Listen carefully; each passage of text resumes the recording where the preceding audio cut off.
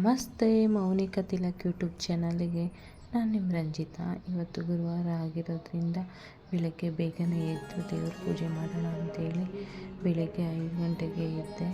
ಆದರೂ time late ಆಗಿತ್ತು. ಎದ್ದ ತಕ್ಷಣ ಬೆಳಗ್ಗೆ ಸ್ನಾನ ಮಾಡಿ ಬಾಗಿಲಿಗೆ ನೀರು ಹಾಕಿ ಬಾಗಿಲಿಗೆ ದೀಪ ಹಚ್ಚೋಣ ಅಂತೇಳಿ ಬೇಗ ಎಲ್ಲ ರೆಡಿ ಮಾಡಿಕೊಂಡೆ. ಬಾಗಿಲಿಗೆ ಅರಿಶಿನ ಕುಂಕುಮ ಹಚ್ಚಿ ರಂಗೋಲಿ ಹಾಕಿ ಹೂವು ಇಟ್ಟೆ.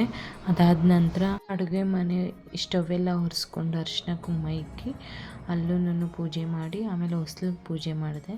ಬೆಳಗಿನ ಹೊಸ್ಲು ಪೂಜೆ ಮತ್ತು ಅಡುಗೆ ಮನೆ ಪೂಜೆ ಮಾಡಿಬಿಟ್ರೆ ಅದೊಂಥರ ನೆಮ್ಮದಿ. ಅದೊಂದು ಕೆಲಸ ಮುಗೀತು. ಅದಾದಮೇಲೆ ಮಕ್ಕಳಿಗೆ ಟಿಫನ್ ಮಾಡಬೇಕಿತ್ತು. ಹಾಗೆ ಬೀಟ್ರೋಟ್ ಇತ್ತು, ಬೀಟ್ರೋಟ್ ಪಲ್ಯ ಮಾಡೋಣ ಅಂಥೇಳಿ ಬೀಟ್ರೋಟ್ ಪಲ್ಯ ಮತ್ತು ಪುಳಿಯೋಗರೆ ಮಾಡಿಕೊಟ್ಟೆ. ಅವರು ಎಲ್ಲ ಏನಮ್ಮ ಇದು ಈ ಕಲರ್ ಇದೆ ಅಂತ ಹೇಳ್ತಿದ್ರು. ನಾನು ಏನು ಮಾಡಿದೆ ಅಂದರೆ ಅವರು ತುರಿದು ಮಾಡಿದ್ರೆ ಬೀಟ್ರೋಟ್ ಪಲ್ಯ ತಿನ್ನಲ್ಲ.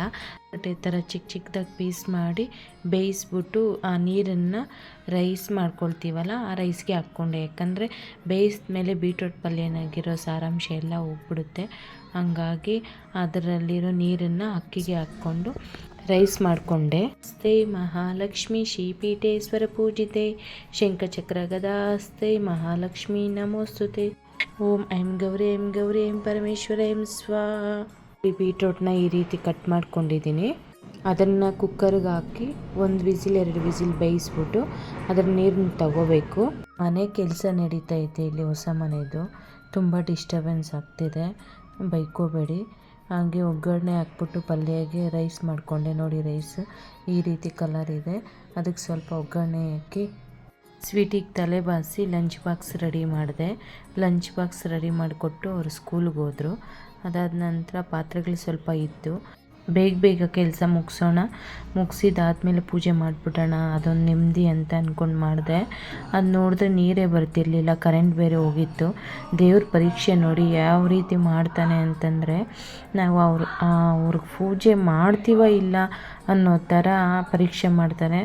ಆಗಲಿ ನೋಡೋಣ ಅಂಥೇಳಿ ಕುಡಿಯೋ ನೀರಿತ್ತು. ಕುಡಿಯೋ ನೀರಲ್ಲೇ ಪಾತ್ರೆಗಳೆಲ್ಲ ತೊಳೆದು ಏನು ಮಾಡೋದು ಅನ್ನೋಷ್ಟೊತ್ತಿಗೆ ನೀರು ಬಂತಲ್ಲ ಅಂತೇಳಿ ಮನೆ ಒರೆಸ್ಕೊಳ್ಳೋಣ ಅಂತ ನೀರು ಸ್ವಲ್ಪ ಇಟ್ಕೊಂಡೆ. ಮತ್ತೆ ಕರೆಂಟ್ ಹೋಯಿತು, ನೀರೂ ನಿಂತೋಯ್ತು. ಏನು ಮಾಡೋದಪ್ಪ ಅಂತೇಳಿ ಸರಿ ದೇವರೇ ನಿನ್ನ ಇಚ್ಛೆ ಅಂತೇಳಿ ಎಲ್ಲ ದೇವ್ರ ಮನೇನೂ ಕ್ಲೀನ್ ಮಾಡ್ಕೊಳ್ತಿದ್ದೆ. ಕ್ಲೀನ್ ಮಾಡಿಕೊಂಡು ಹೂವು ಇಡೋಣ, ಆಮೇಲೆ ಬರುತ್ತೇನೋ ನೋಡೋಣ ಅಂತೇಳಿ. ಏನೋ ಒಂಥರ ಬೇಜಾರು, ಏನೋ ಒಂಥರ ಖುಷಿ. ಪರೀಕ್ಷೆ ಮಾಡ್ತಿದ್ದಾನಲ್ಲ ರಾಯರು ಅಂತ. ಆದರೂ ಒಂಥರ ನೆಮ್ಮದಿ, ರಾಯರಿದ್ದಾನೆ ಅಂತ. ಆಯ್ತಪ್ಪ ನಿನ್ನ ಇಚ್ಛೆ, ನೀನು ನನ್ನ ಪರೀಕ್ಷೆ ಮಾಡ್ತಿದೀಯಾ, ಯಾವುದೇ ನೆಗೆಟಿವ್ ಅಲ್ಲ ಇದು ಅಂತೇಳ್ಬಿಟ್ಟು ಮನೆಯೆಲ್ಲ ಕ್ಲೀನ್ ಮಾಡಿ ದೇವ್ರಿಗೆ ದೀಪ ಹಚ್ಚಿದೆ. ದೇವ್ರಿಗೆ ದೀಪ ಹಚ್ಚಿದ್ದಾದಮೇಲೆ ಇರೋ ನೆಮ್ಮದಿ ನನಗೆ ಬೇರೆ ಯಾವುದ್ರಲ್ಲೂ ಇಲ್ಲ. ರಾಯರು ಇದ್ದಾರೆ, ರಾಯರು ನಂಬ್ತೀನಿ. ರಾಯರು ಹೇಗೆ ಬಂದರೋ, ಏನು ಬಂದರೋ, ಏನಕ್ಕಾಗಿ ಬಂದರೋ ನನ್ನ ಮನೆಗೆ ಅದು ಗೊತ್ತಿಲ್ಲ. ಆದರೆ ನನ್ನ ರಾಯರು ಯಾವಾಗೂ ನನ್ನ ಜೊತೆ ಇರ್ತಾರೆ ಅಂತ ನಾನು ನಂಬ್ತೀನಿ. ಎಲ್ಲ ರಾಯರ ಇಚ್ಛೆ. ಇವತ್ತು ಯಾರೂ ಇಲ್ಲ ಅಂದಾಗ ನಾನು ನನ್ನ ಮಕ್ಕಳು ಖುಷಿಯಾಗಿ ನೆಮ್ಮದಿಯಾಗಿ ಒಂದು ಹೊತ್ತು ಊಟ ತಿಂತಿದ್ದೀವಿ ಅಂದರೆ ಆ ತಾಯಿ ಮತ್ತು ರಾಯರಿಲ್ಲದೆ ನಾವಿಲ್ಲ. ಅದಕ್ಕೆ ನಾನು ಯಾವಾಗಲೂ ರಾಯರು ನಂಬ್ತೀನಿ, ರಾಯರಿದ್ದಾರೆ. ಕ್ಷಣ ಒಂದು ಮಾತು ಹೇಳಬೇಕು ಅನಿಸ್ತಿದೆ. ದೇವ್ರ ಹತ್ರ ಯಾರೋ ಒಬ್ಬರು ಹೋಗ್ಬಿಟ್ಟು ನನ್ನ ಕಷ್ಟನೇ ಬರಬಾರ್ದು ಅಂತ ದೇವ್ರ ಹತ್ರ ಕೇಳಿದ್ರಂತೆ.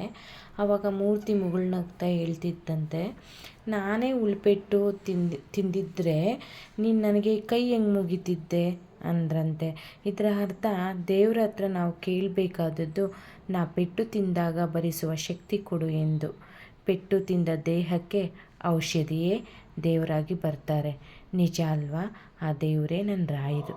ನಾನು ರಾಯರನ್ನ ಯಾವಾಗಲೂ ನಂಬ್ತೀನಿ. ಕಷ್ಟ ಬಂದಾಗ ಕಷ್ಟಗಳಿಗೆ ಹೇಳು, ನನ್ನ ರಾಯರಿದ್ದಾರೆ ಅಂತ. ವಿಡಿಯೋ ಇಷ್ಟ ಆದರೆ ಲೈಕ್ ಮಾಡಿ, ಸಬ್ಸ್ಕ್ರೈಬ್ ಆಗಿ. ಧನ್ಯವಾದಗಳು. ಮತ್ತೆ ಸಿಗೋಣ. ಎಲ್ಲರಿಗೂ ಆ ರಾಯರು ಆಶೀರ್ವಾದ ಸದಾ ಇರಲಿ ಅಂತ ಬೇಡ್ಕೊತೀನಿ.